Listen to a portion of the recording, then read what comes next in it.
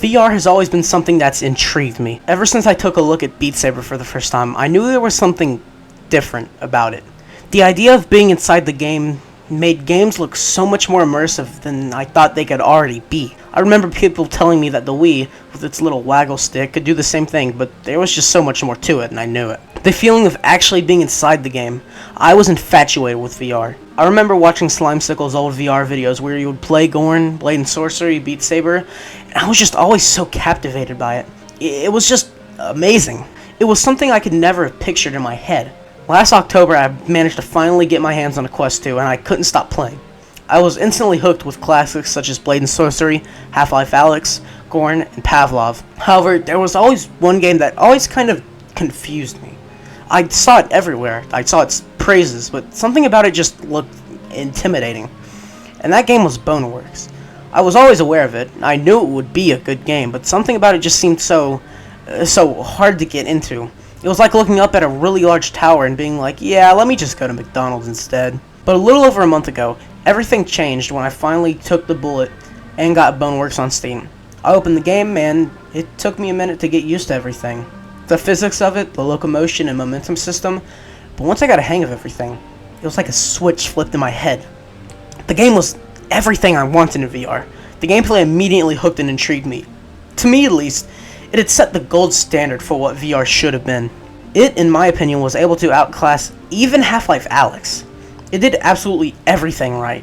One part of the game especially, however, was intriguing me in a whole other way: the soundtrack. Boneworks is a very weird feeling game. By that, I mean the atmosphere setting, that type of stuff. All of it feels similar, but simultaneously alien. In that familiarity comes a big taste of the unknowing. Something that all may look recognizable, yet when you look closer, your grip on familiarity slowly loosens.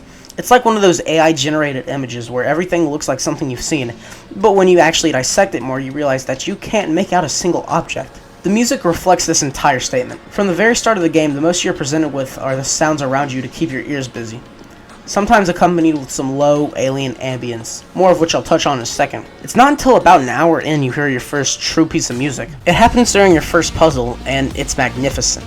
It encapsulates everything about Boneworks: the aforementioned strange feeling of being alien, the new and, at first glance, confusion of getting used to the physics. Everything works in harmony to describe Boneworks without any words. Here, listen to a part of it real quick.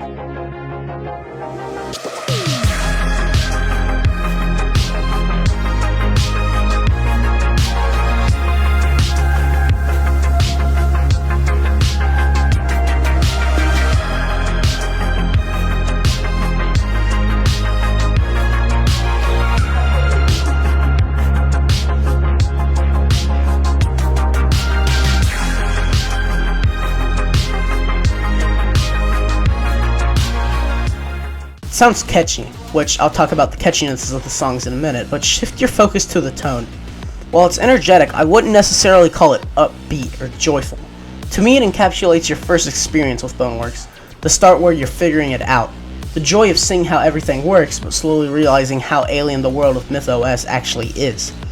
Now, listen to this.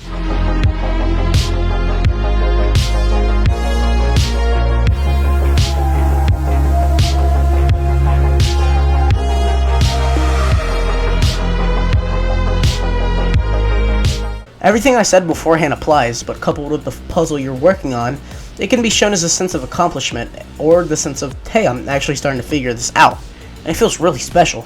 Now, listen to Bone Rhapsody. This level the song plays starts to bring out more of the alien feel that the game was building up at the beginning, and amplifies it. The whine of the synths in the background feel almost grand in a way, but never quite reaching something super powerful, unlike a song that I'll talk about later.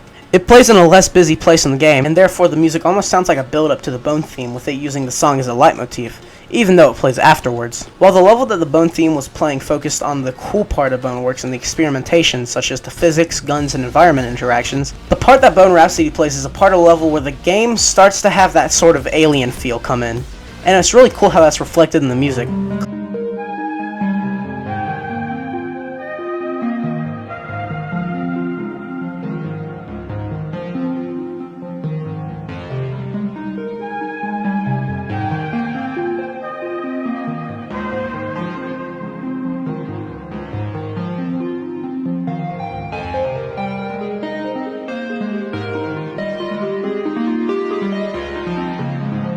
Existence embodies perfectly the alien ambience most of the soundtrack goes for.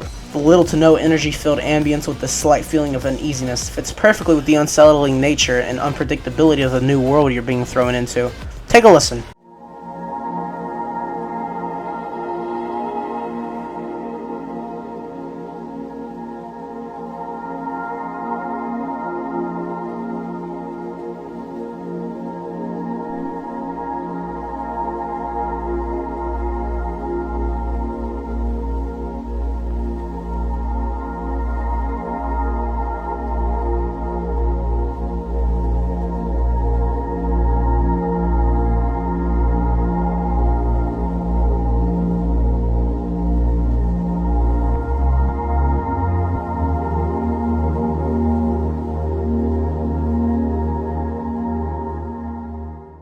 Really quick, remember when I said how the Bone theme was energetic, but not upbeat or joyful? Let me build on that statement a bit, as this sentiment carries over for every song. While the songs in Boneworks, like the three I've talked about so far, can have catchy and more energetic segments, they don't carry happy feelings with them. Because Boneworks isn't a game that you should feel happy in. Obviously you should be happy you're playing the game, but you get what I mean. It's a strange world where you're fighting for survival and your ultimate goal. The music never actually feels totally relaxing or calming, but just less frantic sometimes when the ambient tracks roll around. The music should never feel joyful or happy. At the most, it should ensue a sense of perseverance and triumph, which the Bone theme has already done with its main melody. And hey, let's talk about that main melody one more time, because it is the main leitmotif the entire time. Now, some of you may not know what a leitmotif is, so let me briefly explain. A leitmotif is a repeated melody played in different ways throughout the game. A leitmotif melody is supposed to encapsulate the feeling of the game, which this song does in spades. The main leitmotif is one that sounds mysterious, as I've mentioned plenty before. It captures this feeling of wonder and amazement, but never the feeling of total joy. It's close to crossing the barrier into the feeling of joy, but only ever takes one foot in, as it should. The closest that the game should feel to joy should be the feeling of amazement. If these notes were just an octave or two higher, I feel it would break over into feeling joyful, but then it wouldn't fit the theme of the game.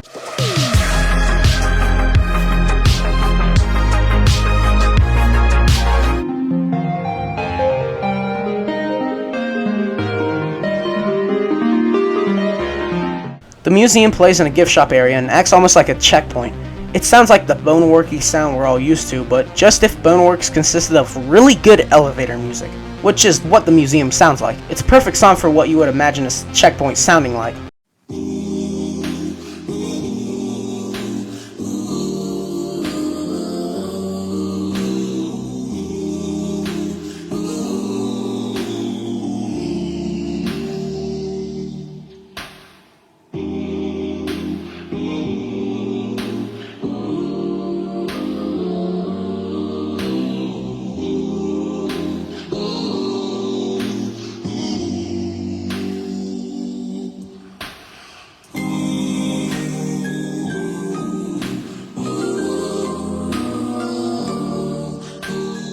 Now, onto the big one, Opera Diasium. The song plays at basically the final boss. Spoiler alert, skip ahead because I'm about to talk spoilers. I consider this to be the true final boss, even though the actual final boss is the fist fight with the king. People will disagree, but it's my video, so hey, I don't care. The boss is strange, to say the least. It consists of this big-ass ball thing that you're trying to put smaller balls into. I swear it's cooler in the game. If you haven't noticed, up to this point, the music has been entirely instrumental, but once you rise in this elevator into this room, you're greeted with one of the most goosebump-inducing moments in the game. Here's part of the song.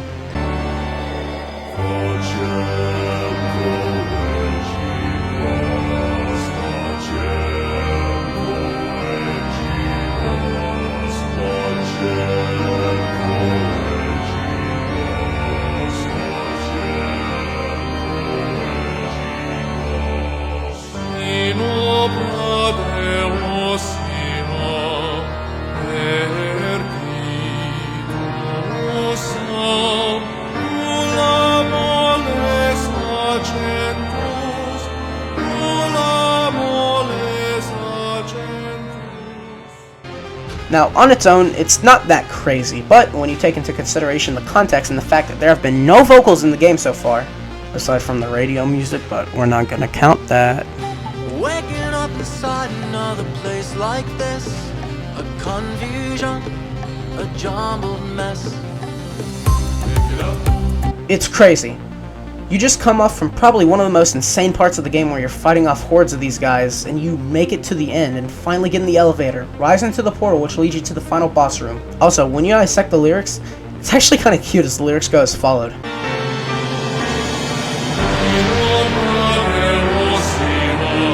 A reference to the name Boneworks. A reference to Stress Level Zero, the makers of the game. Analog Sunrise is one of my favorites, being one of the more catchy songs. One thing I love about this song is the drums constantly keeping the song at a lower pace to contrast with some of the faster moving instruments in the background. This song also uses the Bone theme leitmotif and builds upon it by making the more prominent.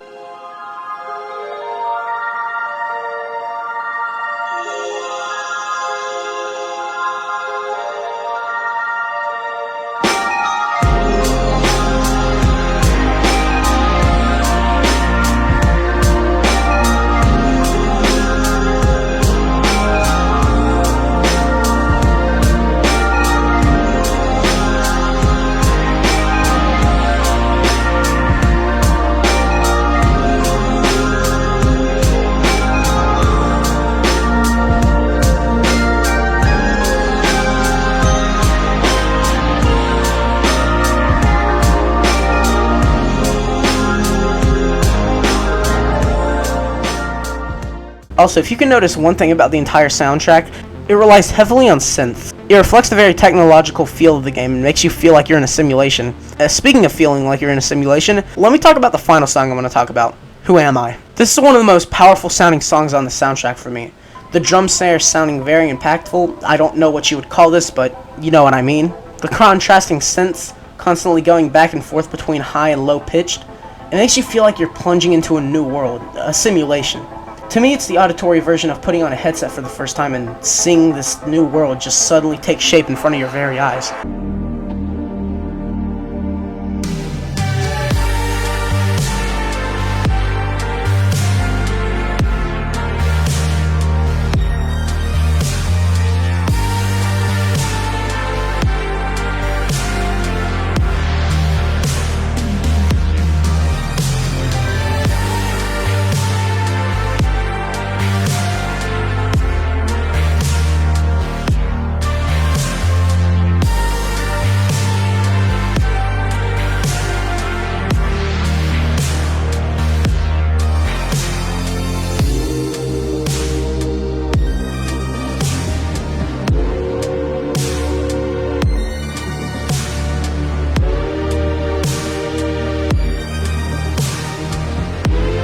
With all that said, I think I've summed up just about everything. This video was initially supposed to be just a 5-minute filler video, and, well, it got a bit bigger than I thought it would be, so, yeah. To those who made it to the end, thank you. It means a lot to see people enjoy my content.